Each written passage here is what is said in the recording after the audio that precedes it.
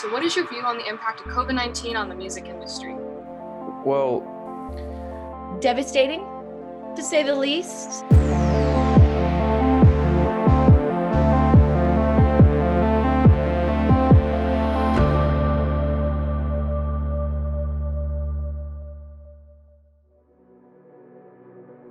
On January 20th, 2020, the first known case of COVID-19 in the United States was confirmed. 1 year later, the virus has taken the lives of more than 400,000 Americans, caused an economic recession, and crippled industries across the nation. Many industries have been tremendously impacted by the pandemic. However, there's one in particular that has had to adapt and completely rebuild itself in order to survive: the music industry. This ordinarily bustling field has faced cancellation of live events, delay of album releases, and a major financial deficit throughout 2020.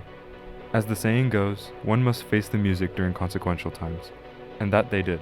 Artists and like-minded business owners spanning the music industry united. Their efforts to overcome this extensive setback haven't been easy. One of the most essential components of transcending music to the masses are live concerts. Small and local, or big and far, these venues felt the repercussions of the pandemic immediately. Well, I think it's been mostly bad, obviously, because the live music industry depends on live events, and it's hard to put on live events if you can't have large audiences. I mean, we've got venues closing all over the States, all over the world probably. It's definitely been a challenge, to say the least. Usually the ballroom floor is just a slab of concrete. You walk in there right now, it looks like a freaking bingo playing card. You're like, what is this? One of our staff picks up the folding chair. Then we go and we set it in a little square for you, and you can sit next to your friends or like reserve all that, It's just crazy.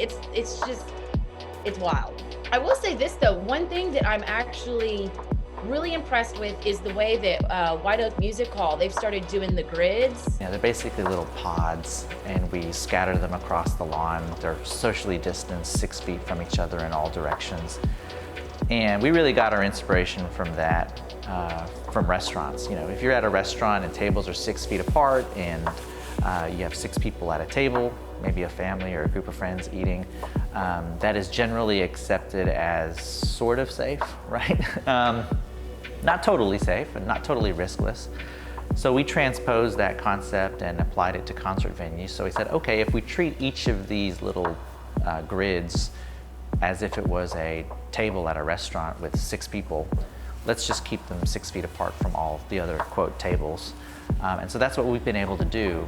In 2020, countless concerts and festivals were canceled due to COVID-19, resulting in an economic hindrance for the venues that host them. It's clear that small venues have been hit the hardest due to the lack of performances. Whether it's guests or artists or technicians or stagehands or bartenders, it's just really not something they can really do right now. So that has been the bad part. Kind of, rules or regulations or what we can do. Can we be open? Can we not be open? It's just everything's just like, you gotta shut it down. You gotta shut it down. Artists themselves, both emotionally and economically, have been affected as well. For most, adapting was difficult. However, some artists, such as rising star Max Diaz, viewed the pandemic as an opportunity to grow as a musician and as a person. it's hard. I struggle with mental health issues sometimes, and to be at home by yourself without any friends coming over to jam or guitar playing or anything, it's just like, it makes you sad. But then after a while, you're just like, I can choose to be sad and be a dope, or I could just move on with my life and keep striving to be better. And I'm in the second lane.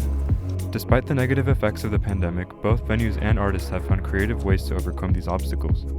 Virtual performances, for example, became an accessible alternative for fans to enjoy live music from the safety of their homes. Yet most seem to agree that virtual performances are a temporary solution and cannot compare to the experiences provided by live concerts.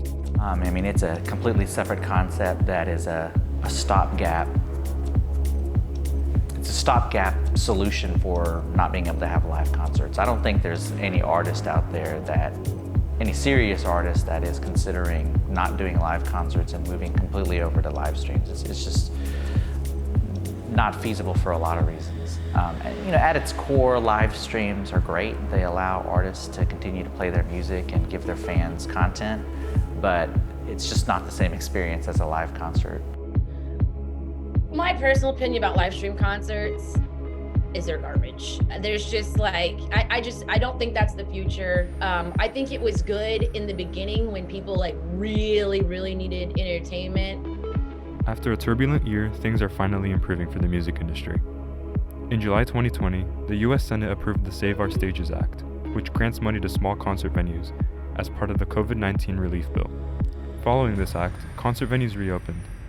Though a big step in the right direction, they still had to adapt to the new reality formed by the pandemic. A light appeared at the end of a dark tunnel, and everyone is hopeful for what the future holds. I know I'm a hard worker, and I know that with motivation, I can get anything done, and this is just nothing but a breeze. It is no secret that COVID-19 has affected our global population, yet the things that kept us going stayed with us throughout the entire year. Music was not an exception.